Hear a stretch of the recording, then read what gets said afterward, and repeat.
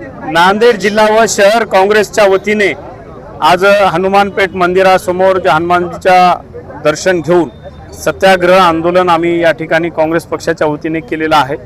आपल्याला सर्वांना ज्ञात आहे की प्रभू श्री रामचंद्र हे पूर्ण भारताचं एक श्रद्धास्थान आहे, शक्तिस्थान आहे आणि जेव्हा अयोध्येचं राम मंदिर या ठिकाणी निर्माण करण्यात निश्चित झाला तेव्हा संपूर्ण भारतातून सर्वसामान्य कुटुंबातल्या लोकांनी त्या ठिकाणी दान केलेलं आहे।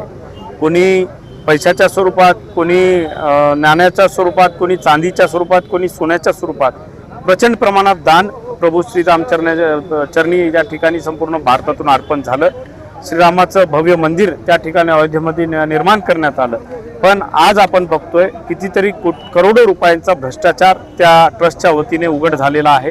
सामान्य लोकांचा पैसा त्या ठिकाणी दिलेलं दान आज त्या ठिकाणी भ्रष्टाचार लोकांनी भ्रष्टाचार करून हडप केलेला दिसतोय। कितीतरी सोन्याच्या विटा असतील, कितीतरी मूल्यवान दागिने असतील, त्याची नोंद त्यांच्या नोंदणी पुस्तिकेमध्ये उपलब्ध नाहीये।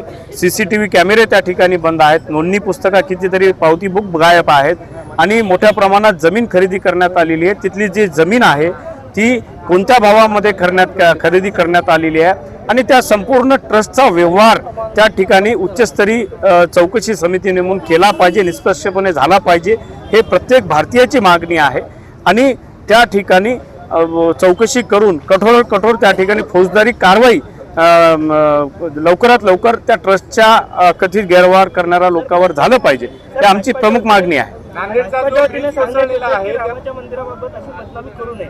नाही, खरं तर बदनामी करू नये म्हणण्यापेक्षा तिथल्या ट्रस्टनं काय घोटाळा केलेला आहे या सरकारने या ठिकाणी प्रथम जाहीर केलं पाहिजे। आणि मला वाटतं की या भाजपच्या सरकारमधले इथले देवदेवता या ठिकाणी सुरक्षित नसतील तर सामान्य लोकांचा काय प्रश्न आहे? भूकंपाचं स्वरूप दिलं जात आहे। खरं तर हे अजब कन्क्लुजन तिथल्या कन्स्ट्रक्शन कंपनीला दिलेलं आहे, कोण्या आधारे दिलेलं आहे माहीत नाही। रात्री 1:30ला भूकंप झाला आणि तो पूल कोसळला दुसऱ्या दिवशी दुपारी 1:30-2च्या दरम्यान। पण मला वाटतं की ज्या प्रकारे हे भाजप सरकार मोठ्या प्रमाणात फोटोच्या माध्यमातून ह्याच्यामधून गाजावाजा करते की आम्ही मोठ्या प्रमाणात चांगली कामं करतोय, तर या आता ज्या ठिकाणी भूकंप झालेला आहे, हिंगोली असेल, वसमत असेल, त्या ठिकाणी तिथल्या घराला एकही तडा गेलेला नाही आणि इथल्या नांदेडच्या पुलाला जर भूकंपामुळे जर पडलं असं जर म्हणत असतील तर हसावं का रडावं हेच कळत नाहीये। आणि त्याची निष्पक्षपणे चौकशी झाली पाहिजे आणि दोषीवर कठोर कारवाई झाली पाहिजे या मताचं मी आहे। महायुतीच्या आमदारांनी स्टेटमेंट दिलेलं आहे अधिवेशनामध्ये, भूकंपामुळे पडलेलं आहे। खरं तर या सरकारला, सत्ताधारी लोकांना आमदार आणि खासदार फोडाफोडीपासून त्यांना वेळच मिळत नाही।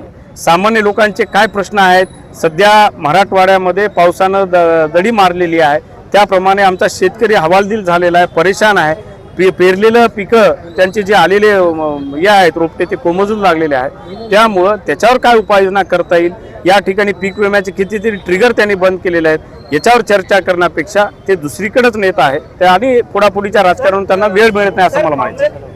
काँग्रेसवाले जय श्रीराम म्हणतात, याचाच आम्हाला आनंद आहे असा भाजप नाही, मला एकच म्हणायचं आहे, राम कोणी एका पक्षाचा नाहीये, राम हा सर्व भारतीयांचा आहे। त्यामुळं भारतीयाचं हिंदू देवतांचं तो श्रद्धास्थान आहे, शक्तिस्थान आहे, त्यामुळं राम सगळ्यांचा आहे।